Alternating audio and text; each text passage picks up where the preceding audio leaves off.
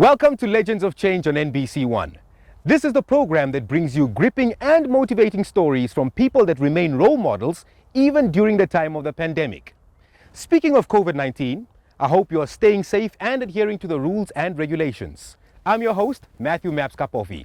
In tonight's show, we introduce to you Shannon, a woman that has represented Namibia in various sports codes.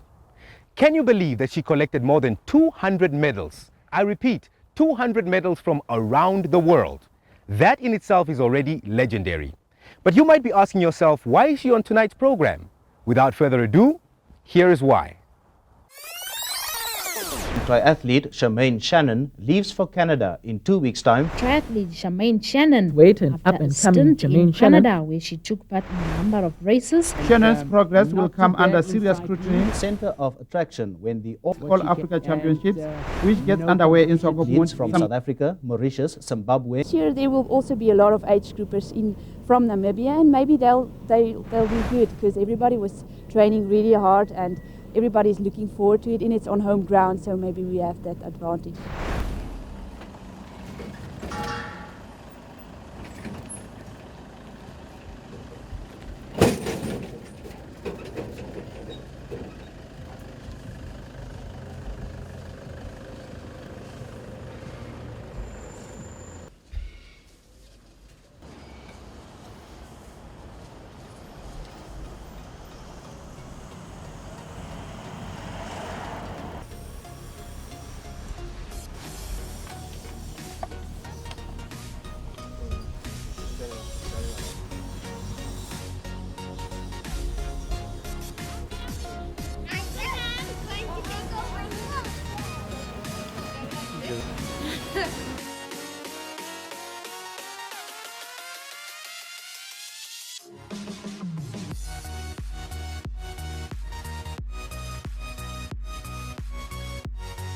We're gonna do duathlon.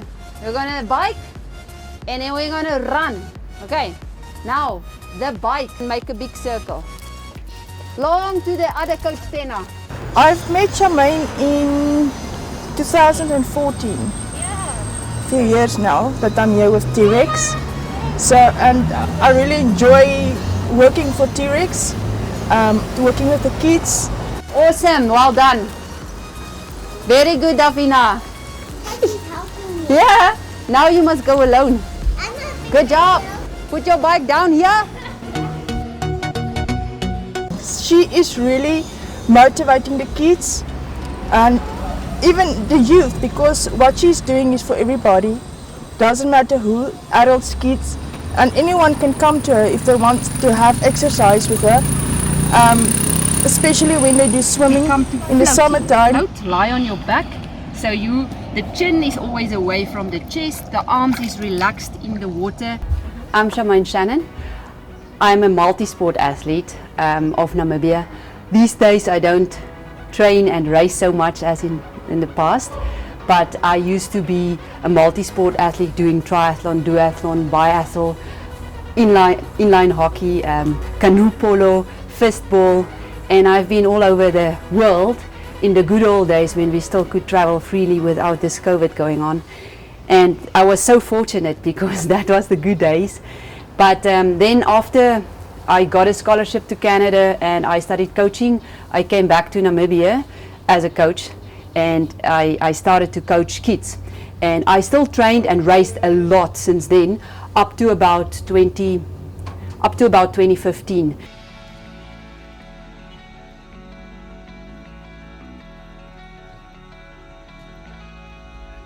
Davina, come to me. Losa, come.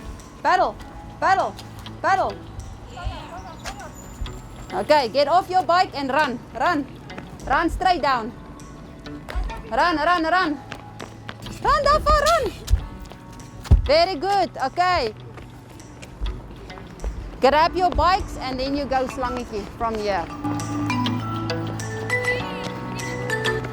I studied nature conservation, natural resource management. And nature is very close to my heart. COVID was bad, but what it taught me was that period where we were locked down, where no one came out of their houses and things, that made such a huge impact on the environment, that literally we had such a wonderful rainy season, and we got all these pictures and videos and things of other countries where water flow freely again, where fish could breathe again, where pollution dropped like radically. And that is in my heart to also, with kids, because they are our building blocks, start environmental education out of the classroom.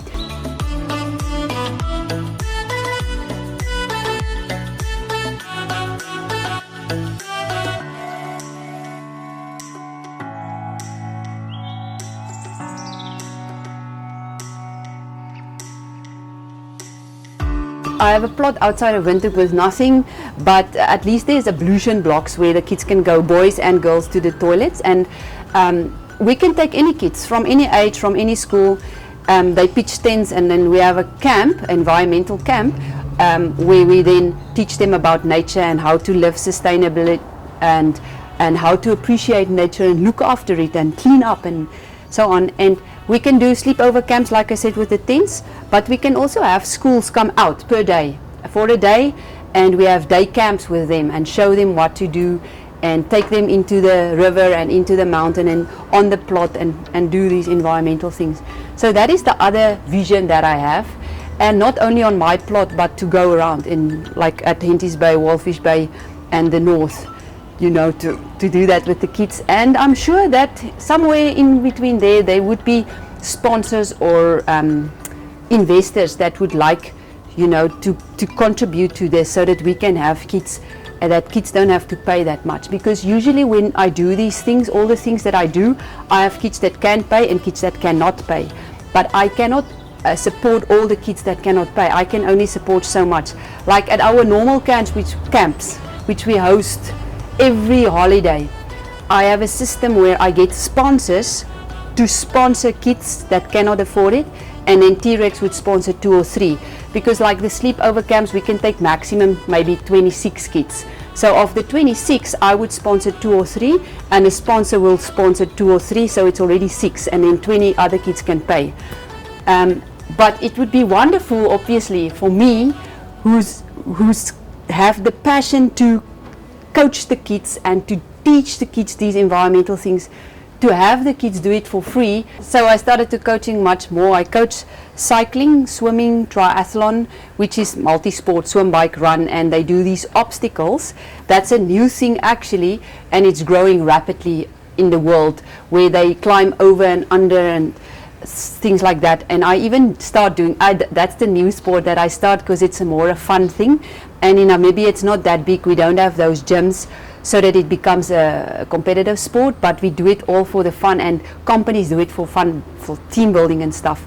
So I did it at Hea Lodge and at Midgard, where you do the obstacle course racing. And of course, like, because I'm a competitive, I would want to be competitive, but now I'm trying to show the kids that, and that is one of my visions for the future also, to, you know, get that as a sport growing, but only once all this COVID is settled, because, you know, we can't do things with kids when it's like this.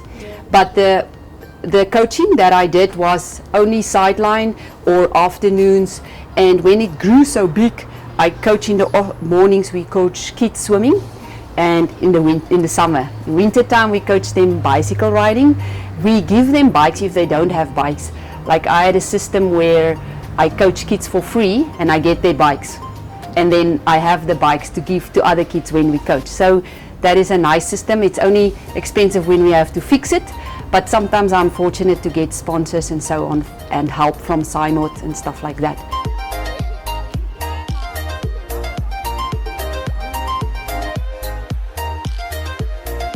Children is the basics, the groundwork, and adults, to be honest, adults is difficult to coach in the sense that everyone works these days, and so they cannot commit.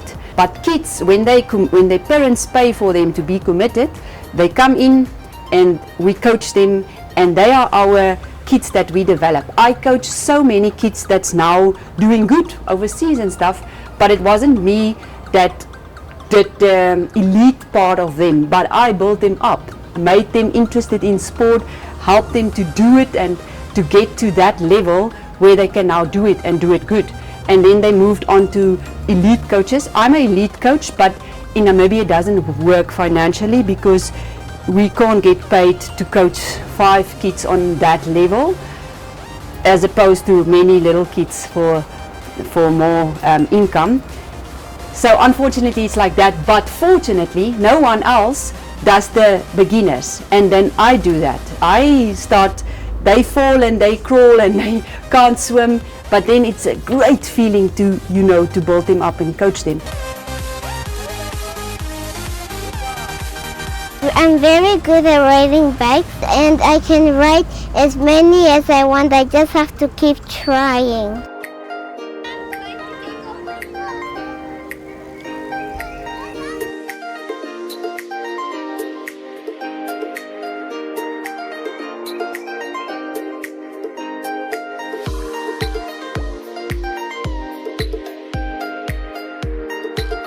First of all, it's a gift, especially these days. To wake up and be able to breathe is a gift, and that inspires me, first of all, to wake up and say, I'm alive. But if you wake up and you know there is a purpose and you are alive for a reason, you must go out there and show the world and help the world. My mom actually passed away because of COVID, so sad. But now my dad is in Swakop and I'm here. And he's not that young. My whole living arrangement just changed from Windhoek to maybe the coast. So that is what I have in future. And then obviously what I said, all these things, just to grow that more into doing and not into saying or not into visions, but so that it really starts up. I think people like Shannon must be in the community because they are kind-hearted, and she's very helpful with people.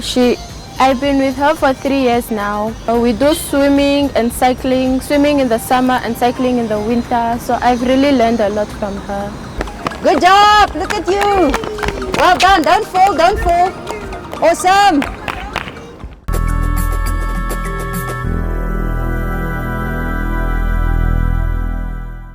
Thank you, Shannon, for sharing your achievements with us and emphasizing what a true legend of change is all about. We wish you strength, endurance, and happiness. If you know of any other legends of change in your community, please feel free to contact us on our Facebook page, Legends of Change. From me, Matthew Maps Kapofi, and the rest of the crew, it is adios until we meet again. And during this time of the pandemic, remember, don't give to gain, but give to inspire others to give.